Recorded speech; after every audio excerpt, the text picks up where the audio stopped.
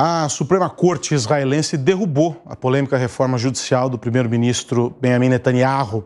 Ela tinha como objetivo privar o Poder Judiciário do direito de decidir sobre a razoabilidade das decisões do governo ou do parlamento de Israel. 8 dos 15 juízes do tribunal votaram a favor da invalidação da regra. Milhões de pessoas protestaram contra a reforma ao longo de 2023. É tanta coisa acontecendo em Israel desde o ataque terrorista do Hamas que a gente até esquece que o presidente Netanyahu vivia um momento político dos mais complexos ali dentro do país. Não era unanimidade o Netanyahu.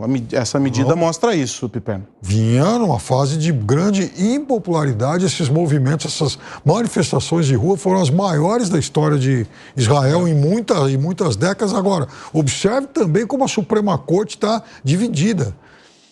O presidente Netanyahu perdeu por 8-7. Aliás, o primeiro-ministro. Né? Foi uma votação que rachou os juízes, os ministros da Suprema Corte de Israel. Ele perdeu, mas perdeu por 8-7. Foi uma decisão muito apertada. Você não vai citar Milei agora?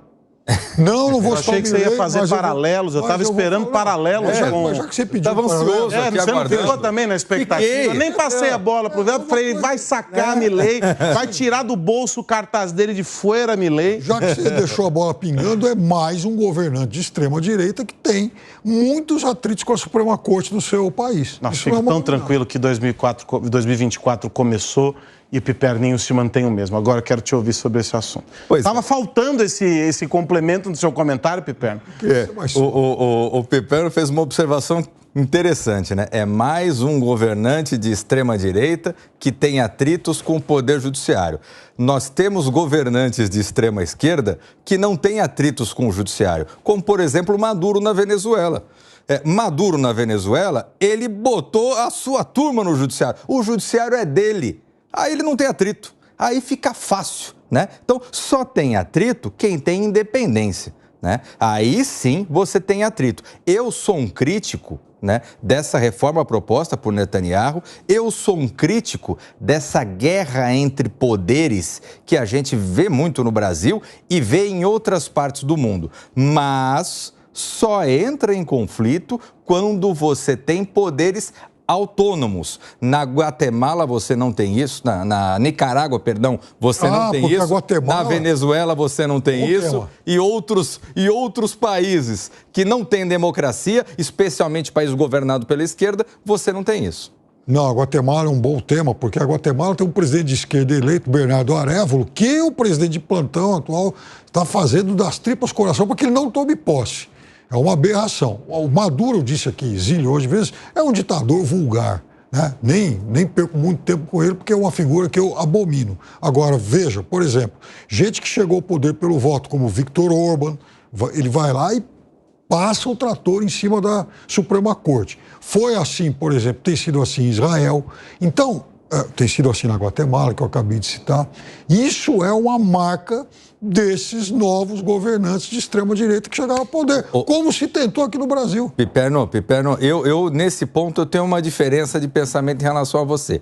Para mim, a grande diferença, ela não está se é de esquerda ou de direita. Ela está se é autoritário ou não. Para mim, ditador é ditador. Se é ditadura de esquerda ou ditadura de direita, é o de menos. A gente tem que combater a ditadura, tem que combater o autoritarismo.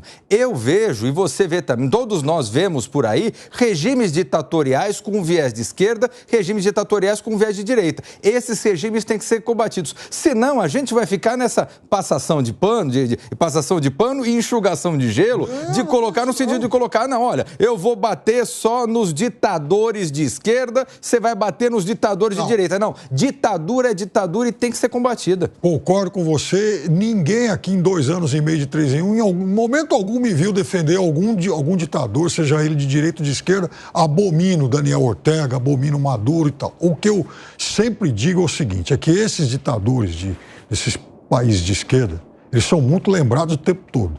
E aí o exercício, a brincadeira que eu faço é o seguinte, você que está nos assistindo, coloque uma venda nos seus olhos, pegue um mapa da América Latina e, assim, onde você apontar o dedo, você pode ter certeza que já teve uma ditadura de direita, coisa que não é sempre lembrado. E quero lembrar uma outra coisa.